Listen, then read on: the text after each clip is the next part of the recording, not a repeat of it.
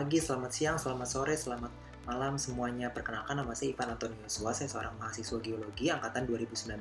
Di sini melalui video ini saya akan mendaftarkan diri sebagai calon asisten praktikum kristalografi dan mineralogi yang dibimbing oleh Mbak Rani. Saya akan menjelaskan tentang satu jenis sistem kristal dan satu jenis mineral. Sebelumnya itu, kristalografi itu apa dan mineralogi itu apa merupakan berikut. Nah, selanjutnya saya akan melakukan identifikasi salah satu sistem kristal. Untuk mengetahui sistem, saya menggunakan peraga ini untuk mengetahui sistem kristal pada suatu kristal ini. Pertama-tama kita harus mengetahui sumbunya dulu. Ada berapa sumbu dan berapa bentuk sudut yang dapat ditentukan di kristal ini gitu. Pertama ada sumbu C di sini. Di sini ada sumbu C dan kemudian bisa kita lihat di sini. Di sini ini sumbu C, di tengah-tengah sini kan yang menuju horizontal seperti itu. Kemudian di sini ada sumbu A1, A2 dan A3. Dan sumbu A1, A2 dan A3 ini saling membentuk 120 derajat, teman-teman. Jadi untuk sumbu A1, A2, A3 saling membentuk 120 derajat, dan A1, A2 dan A3-nya terhadap sumbu C-nya yang di tengah-tengah sini membentuk sudut 90 derajat atau bisa kita bilang tegak lurus. Kemudian kita identifikasi bidang simetri. Bidang simetri ini adalah berapa yang bisa kita belah dari kristal ini yang menghasilkan bidang yang sama dengan ukuran yang sama gitu. Untuk sudut antar sudut bisa kita potong, misalkan kita andaikan kita potong ketemu ini sama sudut ini juga bisa kita potong, ini juga sudut ini bisa kita potong, berarti sudah ada tiga. Nah, bisa kita lihat juga ternyata di antara bidang ini, di tengah-tengah bidang ini bisa kita potong juga dan menghasilkan bidang yang sama, bentuk yang sama. Dari bidang ini juga bisa, antara bidang ini juga bisa, berarti udah ada 3, berarti totalnya 6. Selanjutnya kita jangan lupa juga untuk mengubah posisinya. Dari sini kita bisa potong juga tengah-tengahnya dan menghasilkan bentuk dan bidang yang sama, dengan total berarti 7 bidang simetri. Kemudian kita mengidentifikasikan sumbu rotasi. Sumbu rotasi ini adalah ketika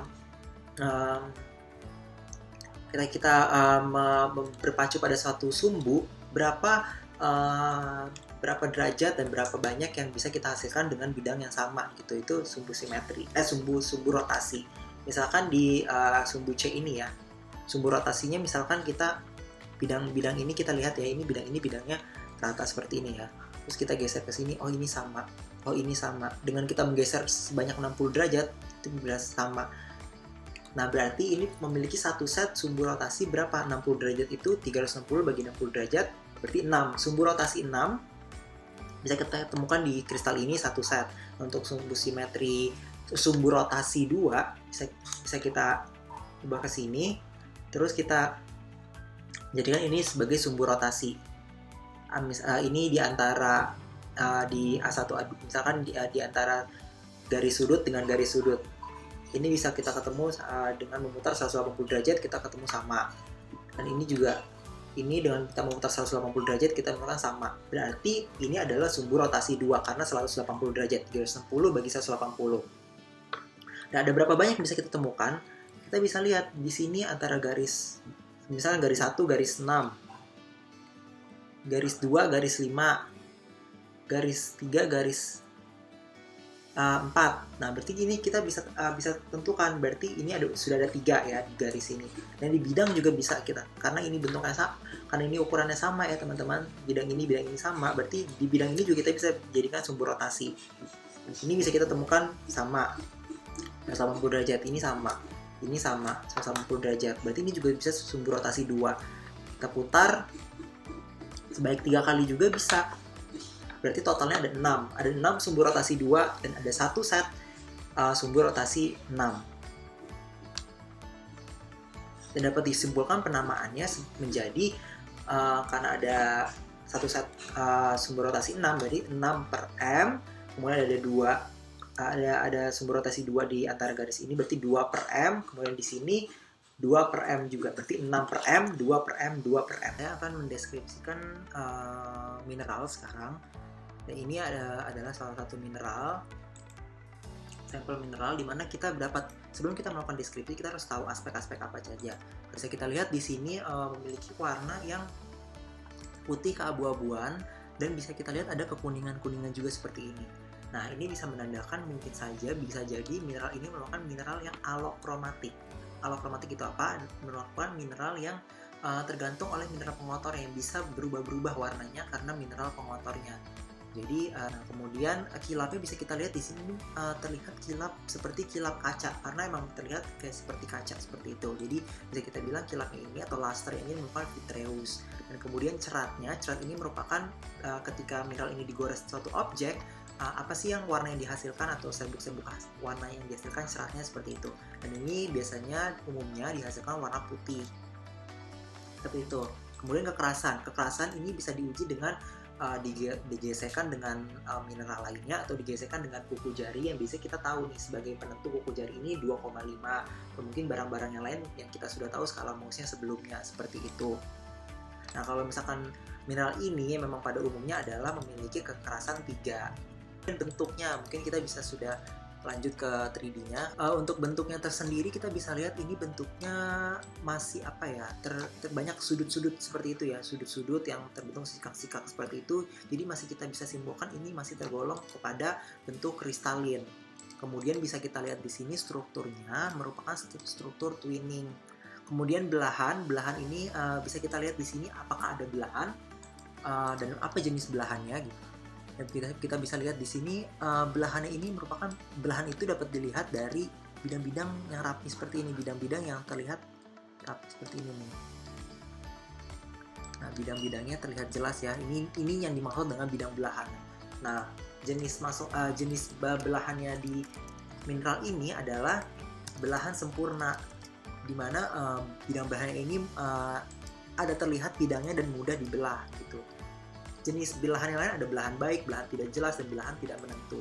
Gitu. Tapi kalau yang untuk sampel ini merupakan belahan sempurna. Kemudian kita pecahan ini bisa kita lihat, pecahan ini merupakan permukaan yang tidak teratur, yang seperti lihat ya, seperti pecahan lah namanya juga pecahan gitu. Nah, kita lihat ini adalah pecahan seperti ini. Ini pecahannya di sini mineral ini adalah pecahan yang tidak rata, karena tidak memiliki struktur yang teratur gitu. Nah, untuk kemagnetan ini mineral ini pada umumnya ini memiliki kemagnetan diamagnetik. Jika kita uji dengan dengan benda atau dengan magnet ya, dia tidak punya respon apapun, tidak mendekat gitu ke magnetnya karena tidak memiliki sifat magnetik, yang bisa kita simpulkan bahwa ini merupakan diamagnetik. Kemudian untuk sifat dalamnya ini umumnya mineral ini tergolong brittle atau rapuh atau mudah hancur seperti itu. Itu adalah penjelasan dari apa itu brittle. Ada lagi mungkin sifat dalam atau tenan isinya yang lain, ada seperti ductile. Ductile itu biasanya seperti kayak elastis ya, atau bisa dapat dipintal seperti itu. Ada juga yang malleable, dapat ditempa, ada yang lentur, elastis, ada yang fleksibel gitu. Cuman kalau untuk mineral ini adalah brittle. Dan kemudian untuk sifat khas lainnya adalah ketembusan cahaya, di mana cahaya ini memiliki translucent opak atau mineral yang tembus cahaya tetapi tidak tembus pandang seperti itu. Cuma udah menuju ke opak yang tidak bisa menembus cahaya juga gitu. Ada beberapa jenisnya. Dan dapat disimpulkan nama mineral ini adalah kalsit, di mana memiliki asosiasi batuan antara batuan karbonat, batuan sedimen, batuan metamorf, dan atau pula batuan metamorf yang sudah melalui proses hidrotermal. Jadi batuan ini batuan karbonat, sedimen, batuan gamping, shale, dan lain gitu. Kelompok mineralnya ini merupakan ya termasuk kelompok mineral karbonat, dan karena kalsit ini biasanya memiliki sistem kristal heksagonal dan memiliki rumus kimia CaCO3 dan memiliki kelompok mineral karbonat seperti itu. Kiranya seperti itu saja penjelasan dari saya. Kurang lebih